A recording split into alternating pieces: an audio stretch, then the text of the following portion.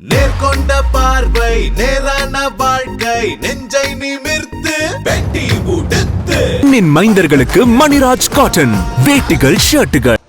திமுகவுடைய செய்தி தொடர்பாளர் திரு கான்ஸ்டன்டன் ரவீந்திரன் இணைப்பில் இருக்கார். சார் வணக்கம். வணக்கம்.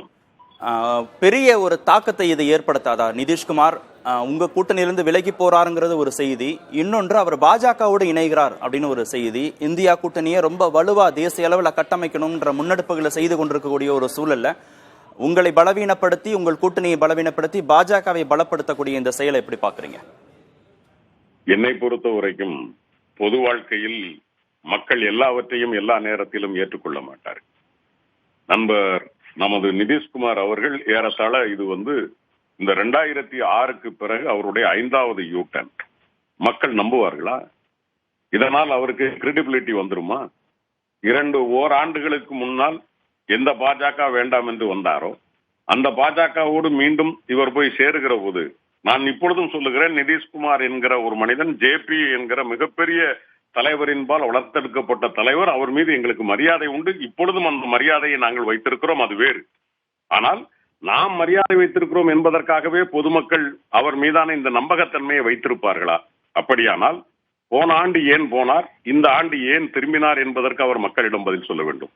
இல்லை என்று சொன்னால் இதன் பின்னணியில் ஆபரேஷன் லோட்டஸ் போன்று ஏதேனும் விஷயங்களை பாரதிய ஜனதா கட்சி செய்திருக்குமே. ஆனால் பாரதிய ஜனதா கட்சிக்கு வேலையே இதுதான்.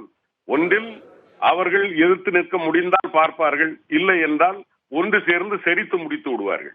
இப்பொழுது ஏறத்தாழ ஒன்றுமே இல்லாமல் இருந்த பாரதிய ஜனதா கட்சியை கூட்டணி சேர்த்து நமது சகோதரர் நிதிஷ்குமார் அவர்கள் வளர்த்து விட்டார்கள். இந்த தேர்தலோடு அநேகமாக நிதிஷ்குமார் தன்னுடைய கட்சியை முழுவதுமாக பாஜகவோடு விட்டு விடுவார் என்றுதான் நாங்கள் நினைக்கிறோம். பாரதிய ஜனதா கட்சியினுடைய சூழ்ச்சி வலையில் சகோதரர் மாட்டி இருக்கிறார்.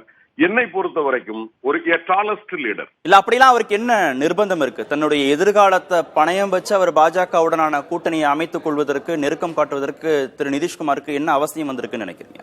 இல்ல, அதை வெளிப்படையாக சில விஷயங்கள் தெரியாத வரைக்கும் நாம் சொல்ல முடியாது. அதைத்தான் நான் மறைமுகமாக சொன்னேன். ஆபரேஷன் லோட்டஸ் என்பதை போன்று ஏதேனும் இருக்கிறதா என்பது இனிமேல் தான் வெளியே வர முடியும். அது வந்த பிறகுதான் நாம் பேச முடியும்.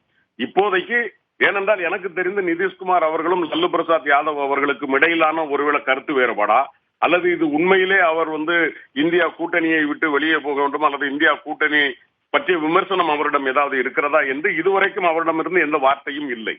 எனவே நாம் சில விஷயங்களை அனுமானத்தின் அடிப்படையில் மூத்த தலைவர்களை பற்றி அல்லது ஒரு இயக்கத்தை பற்றி நாம் கருத்து சொல்வது சரியாக வராது.